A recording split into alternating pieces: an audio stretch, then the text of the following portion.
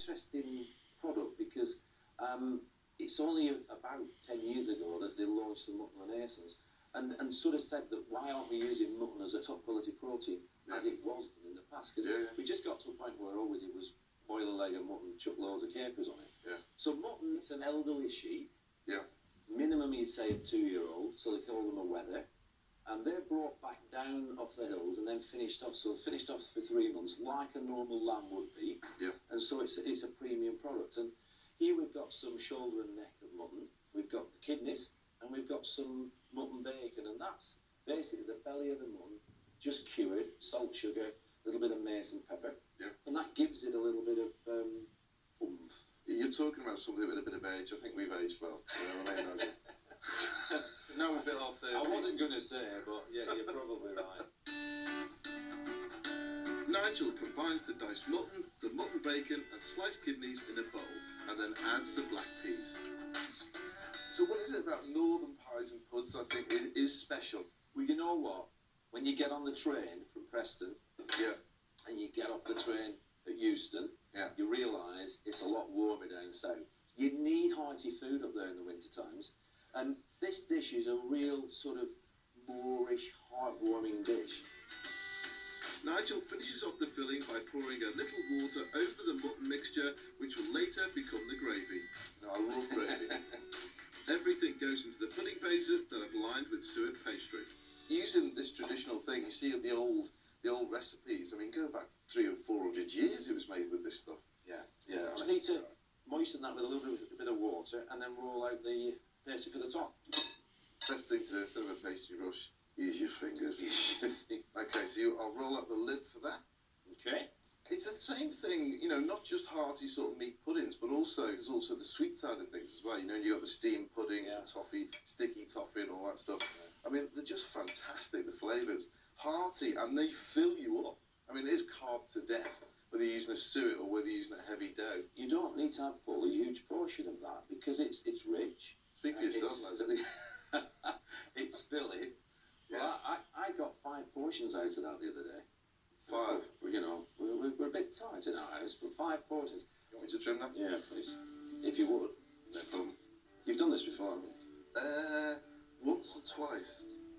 And then here, which is important, don't ever just put tin foil straight onto pastry or onto anything that you're steaming or roasting because it can stick. Yeah. You know, so put a bit of silicone paper or greaseproof paper, pop it over the top, and then you can just sort of crimp it round, and then we've got some string here. It's good old-fashioned food when you see a bit of foil and paper with my Christmas puddings as well. Yeah. Nigel steams his mutton pudding in a pan on a hob for 4 hours. Mary Berrows was the same. She was showing me how to do these little loops, you know, on the top. It's so cute. Did you notice I didn't do that? Too complex for me. It looks like somebody you can take from the 1600s, this, doesn't it? It does. Maybe it doesn't taste like it, though. I hope not. Look at that. You can see it's taken on a little bit of the colour of the meat as well, so you've got those juices have sort of infused in there. Yeah. Now, that's the hardest bit. Right, I'm going to leave that a minute and just check my sauce. Traditionally, we serve capers with mutton, but it just goes so well. We've got these little nonpareil capers, and a little bit of chopped parsley, and then we've got the black peas to go in the gravy, so we can pop those in. Yeah. So black peas, what are they all about then? Carling peas, pigeon peas, black peas, or parched peas.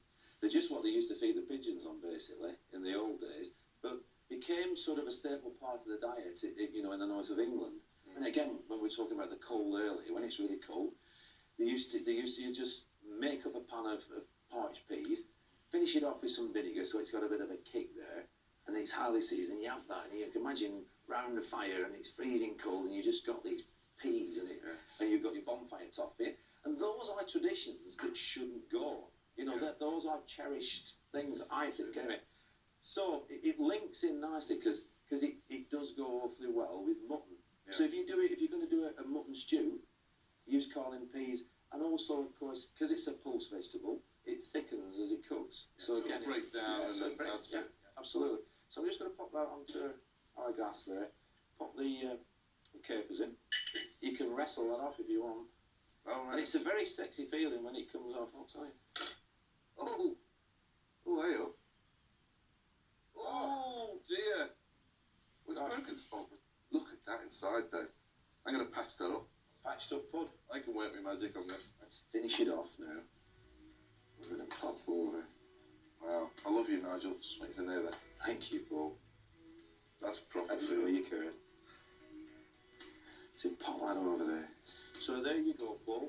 You've got Herdwick mutton pudding with black peas and capers. That looks absolutely stunning. Nigel's hearty mutton pudding is the perfect winter warmer. It's a